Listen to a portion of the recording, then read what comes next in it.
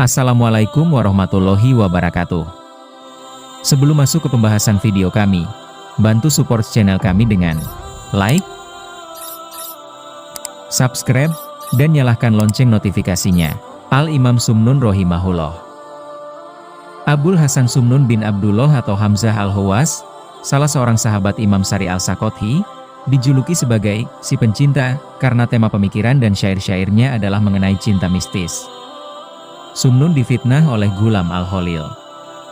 Ia meninggal kira-kira tahun 300 Hijriah atau 913 Masehi. Riwayat Sumnun si pencinta. Sumnun yang dijuluki sebagai si pencinta walaupun ia sendiri menjuluki dirinya sebagai Sumnun pendusta merupakan sahabat Imam Sari Al-Saqothi dan tokoh yang semasa dengan Imam Junaid.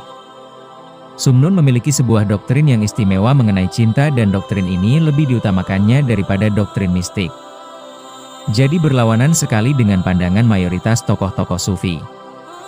Ketika Sumnun memberi ceramah mengenai cinta, dari angkasa meluncur seekor burung dan hinggap di atas kepalanya, kemudian pindah ke tangannya dan setelah itu ke dadanya.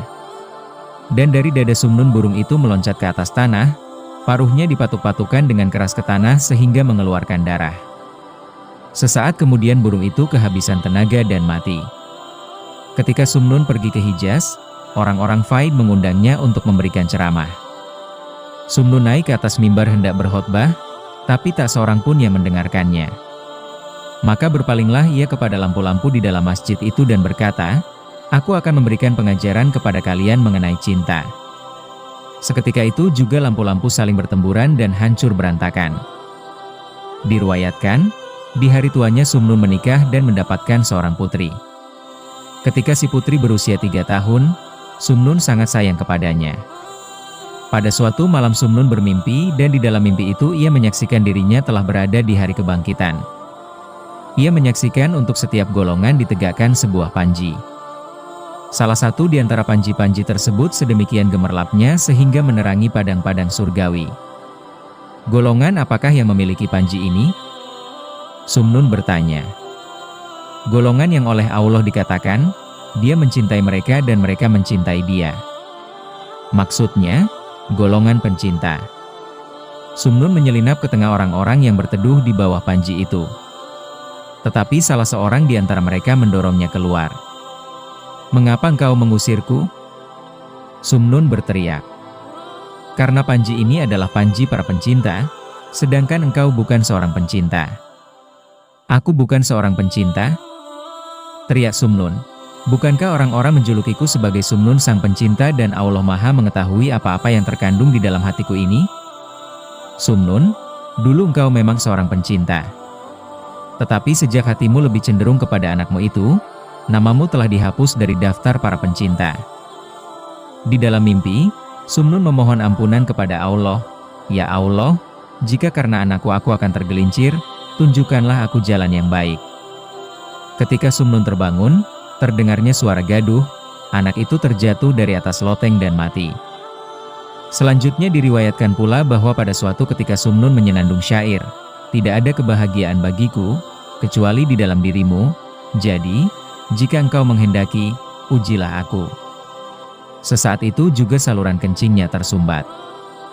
Maka dikunjunginyalah sekolah demi sekolah dan kepada anak-anak murid ia berpesan, "Berdoalah untuk pamanmu sang pendusta ini, semoga Allah menyembuhkannya kembali."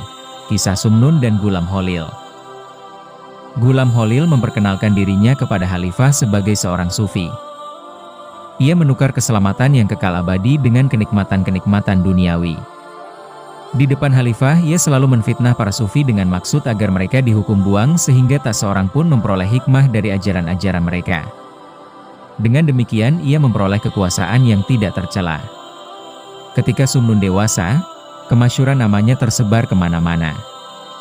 Namun Ghulam Khalil sering membuatnya menderita dan senantiasa mencari-cari kesempatan untuk bisa menfitnah Sumnun. Pada suatu ketika, seorang wanita kaya datang menyerahkan dirinya kepada Sumnun. "Lamarlah aku," si wanita berkata kepada Sumnun. Sumnun menolak. Wanita itu mengadu kepada Imam Junaid dan meminta Junaid sebagai wakilnya untuk membujuk Sumnun supaya mau menikahinya. Tetapi Junaid malah memarahinya dan mengusirnya. Wanita itu pergi menghadap Ghulam Khalil dan menjelek-jelekan Sumnun.